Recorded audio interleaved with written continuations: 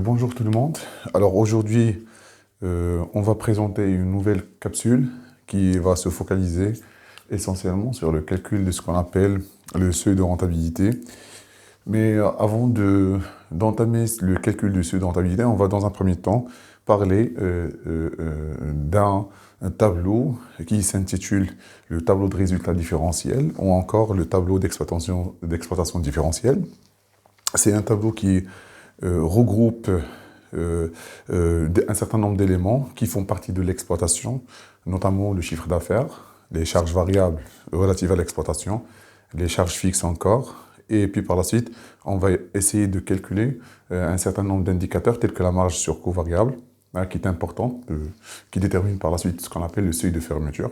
C'est-à-dire, si la marge sur coût variable est positive, ça veut dire que, et si certainement le coût variable est direct, c'est-à-dire que le chiffre d'affaires du produit arrive à couvrir ses propres charges, et puis par la suite, il nous laisse par la suite une marge. Il va falloir normalement retrancher les charges fixes pour avoir par la suite le résultat, et généralement c'est un résultat d'exploitation. Voilà. Donc, je vais commencer dans un premier temps par ce qu'on appelle le tableau du résultat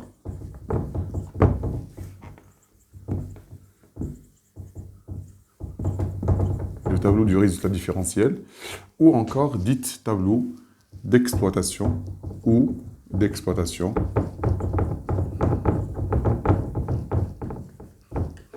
Donc c'est le TRD, TRT ou encore le TET. D'accord? Alors ce TED, il se schématise comme suit. Alors je vais établir dans un premier temps le tableau. Et puis, par la suite, j'explique les différents éléments, pas à pas. Alors, vous avez un tableau où on met les montants et les pourcentages. Vous avez ici le chiffre d'affaires, CA, c'est le chiffre d'affaires. On retranche les charges variables et on calcule le premier indicateur, c'est la marge sur coût variable. Après avoir calculé la marge sur coût variable, on retranche le coût fixe et on calcule par la suite le résultat. On calcule le résultat. Voilà. Donc, c'est les éléments. Et puis, par la suite, j'explique chaque élément à part. Alors, si je prends le chiffre d'affaires, alors le chiffre d'affaires, tout simplement, c'est les ventes. Et c'est la quantité fois le prix de vente. Donc, la quantité de chaque produit multipliée par le prix de vente. Alors, il me semble que le chiffre d'affaires ne pose aucun problème en termes de compréhension. Par contre, alors, qu'est-ce que le coût variable? Alors, le coût variable, le coût, c'est un ensemble de charges. Donc, sigma, c'est un ensemble de charges. Ça va? C'est un ensemble de charges variables. C'est un ensemble de charges variables. Voilà. Alors maintenant, qu'est-ce qu'une charge variable? Une charge variable, c'est une charge qui varie en fonction de la variation, de l'activité. Alors, je vais dire activité d'une manière simple, la production. Autrement, si la production augmente, ça entraîne une augmentation des charges. Alors, je parle des charges variables. Et si la production diminue, toutes choses étant égales par ailleurs, les charges variables diminuent. Donc, nous pouvons dire que les charges se présentent comme si, alors c'est f de x est égal à ax. D'accord? Et le x ici, c'est le niveau d'activité. C'est-à-dire, par exemple, la production. Hein? D'accord? Alors, si nous avons cette configuration mathématique, ça veut dire que sur un repère orthogonal, orthonormé, vous avez ici l'activité et vous avez ensuite ici les charges variables. Alors, si pas d'activité, donc pas de charge variable, ça va. Et à chaque fois que l'activité augmente, à chaque fois que les charges variables augmentent, vous constatez que ici, c'est un niveau d'activité 1, vous avez des charges variables. Ici, niveau d'activité 2, vous avez des charges variables. Donc, les charges variables, si on est dans ce sens-là, la projection donne cette direction, hein, et donc on est dans l'augmentation des charges variables à chaque fois que les charges fixes augmentent. Donc nous avons f de x égale à x, et le coefficient directeur, on va le voir par la suite, il va signifier nécessairement le taux de marge, le taux du coût variable. On va voir par la suite ce coefficient directeur, qu'est-ce que cela signifie, hein, tout au long de la progression de notre séquence. Alors, le plus important pour moi, c'est de pouvoir par la suite cerner l'expression charge variable. Alors, je peux vous donner des exemples. Par exemple, achat de matières premières, les achats de MP, c'est une charge variable. Alors, pourquoi? Tout simplement parce qu'à chaque fois qu'on augmente la quantité produite, il faut augmenter par la suite les achats de matières premières. Donc, finalement, c'est une charge variable. Alors là, j'ai pris un exemple, tout simplement, pour vous expliquer comment ça se passe. Donc là, c'est les charges variables. Alors maintenant, j'explique dans un deuxième temps, qu'est-ce que les charges fixes ici, d'accord? Alors, les charges fixes, le coût fixe ici, en fait, le coût fixe, donc le coût fixe, c'est un ensemble de quoi? C'est un ensemble de charges, c'est un ensemble de charges fixes, c'est un ensemble de charges fixes. Et qu'est-ce qu'une charge fixe? C'est une charge, tout simplement, qui ne dépend pas de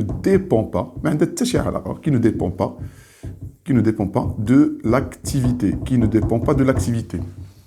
Alors, si une charge ne dépend pas de l'activité, l'activité toujours c'est la production, c'est-à-dire la fixe de la charge. درتي شي حاجه خدمتي غتخلص la charge, ما خدمتيش غتخلص la charge. Donc finalement, c'est une charge fixe. Alors, c'est-à-dire que quelle que soit la variation de la production, quel que soit delta P, alors vous avez toujours une charge fixe qui est présente. C'est-à-dire que la charge fixe ne varie pas, ça va, en fonction de la variation. C'est-à-dire que si augmentation de P, alors ça entraîne delta coût fixe, la variation est égale à 0. Si diminution de P, ça veut dire que delta coût fixe égale à 0. Et c'est cette règle-là mathématique, elle est valable à un niveau bien déterminé, parce qu'on va voir que les charges fixes ne sont pas toujours fixes, mais ils vont augmenter tôt ou tard. Ça va, c'est une augmentation dite par palier ou en escalier. Mais de toute façon, sur le très court terme, toute augmentation de la production n'entraîne pas d'un changement des charges fixes, et toute diminution de la production n'entraîne pas encore une variation des charges fixes. Et si on veut bel et bien tracer en fait ou représenter les charges fixes sur sur un repère orthogonal, on va le représenter ainsi. Alors, excusez-moi, en fait, j'ai passé vers cette partie-là. Alors, c'est toujours les coûts fixes. Alors, c'est un repère orthogonal. Voilà, c'est un repère orthogonal. Et vous avez par la suite un niveau de charges fixes, et les charges fixes sont toujours constantes, hein, vous constatez, ils sont toujours constantes. Alors là, c'est f de x égale à b, supposons que c'est un montant, c'est une constante b, et vous avez ici que l'activité, vous avez l'activité, ici par la suite vous avez le coût fixe, et quel que soit le niveau d'activité, alors vous avez A1 et A2 et A3, toujours nous avons le même niveau des charges fixes, c'est-à-dire que même s'il y a une variation de l'activité, les charges fixes restent constantes. Voilà, donc les charges fixes, c'est des charges qui ne dépendent pas de l'activité, ils sont fixes sur le très court terme, et sont fixes, ça veut dire que même s'il y a une variation de l'activité, il y a toujours le même niveau de charges fixes. Les charges variables, c'est des charges qui sont variables, qui varient en fonction du niveau d'activité, de la variation du niveau d'activité. Et puis par la suite, il ne faut pas oublier qu'il y a un certain nombre de charges dites charges semi-variables, qui sont des charges les semi-variables. C'est-à-dire que c'est des charges variables, qui ont la partie variable ou la partie fixe. Alors je vais écrire ça. Alors si quelqu'un vous dit qu'est-ce qu'une charge semi-variable, c'est-à-dire là, elle est composée d'une partie variable et une partie fixe. Par exemple, les salaires. Pour une grande partie, pour ne pas dire l'intégralité, ça va des salaires, en fait, c'est des charges qui sont semi-variables. Il y a dit, on dit, 5000 dirham, hein, fixe. Alors là, c'est coût fixe, hein. On a 5000 dirham, on dit par la suite, en fonction du pourcentage du chiffre d'affaires, les commerces, hein, le commercial, c'est de dire, on a pourcentage du chiffre d'affaires, on a pourcentage, 5000 dirham, donc finalement, on a dit, une charge semi-variable, ça veut dire que quand elle est ainsi représentée mathématiquement, c'est AX plus B. C'est-à-dire que vous avez une partie qui est fixe, ça va, et vous avez une partie qui est variable. Voilà, donc la définition de chaque élément. Maintenant, je vais par la suite rebondir sur mon tableau, le TRT. Alors, pour établir le TRT, il faut disposer du chiffre d'affaires, c'est la quantité, il faut le prix de vente. Il faut par la suite la somme des charges variables, c'est les charges qui varient en fonction de la variation de l'activité. Et par la suite, il faut les charges fixes, c'est-à-dire les charges qui ne varient pas, même s'il y a une variation de l'activité. Et ce n'est pas toujours valable, mais valable pour un certain niveau d'activité.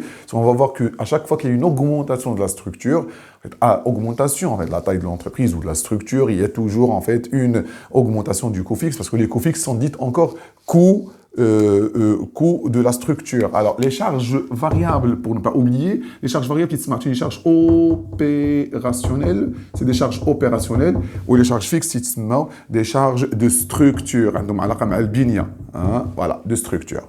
Alors maintenant, on suppose que vous avez un chiffre d'affaires d'1 million. Alors, c'est des données. Et vous avez un coût variable de 600 000.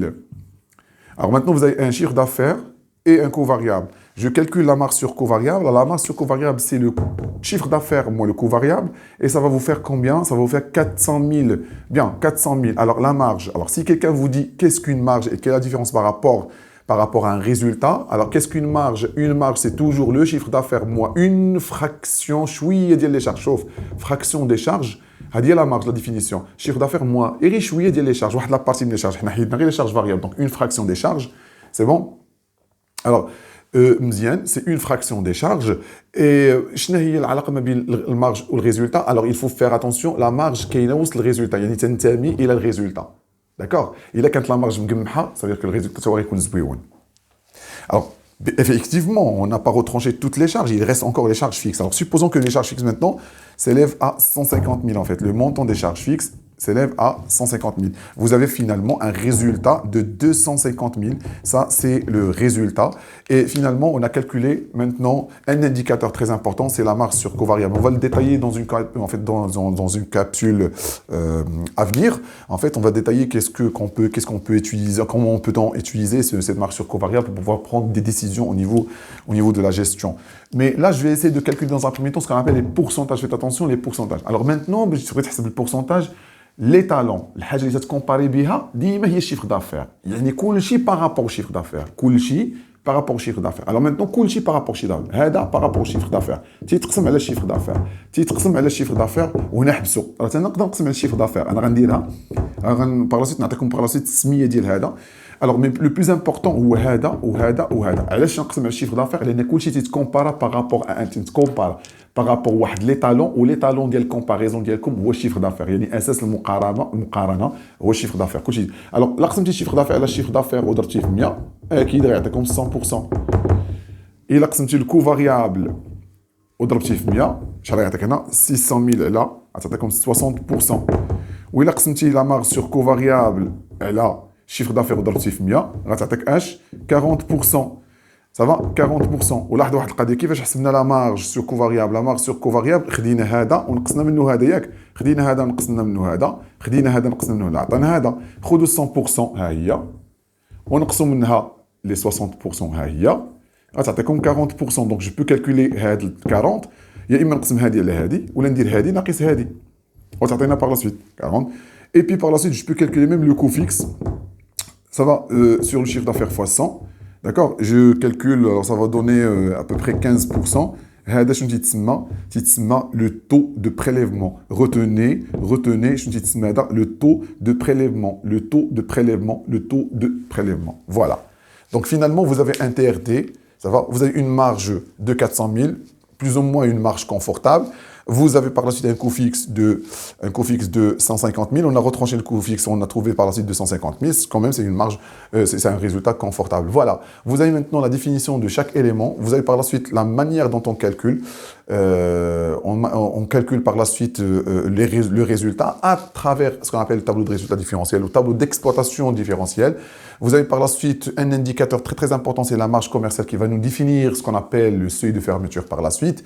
Et donc, on va essayer, à travers une capsule en fait ultérieure, on va utiliser par la suite tous ces éléments-là pour pouvoir par la suite calculer d'autres indicateurs qui vont nous servir pour prendre des décisions en termes de gestion.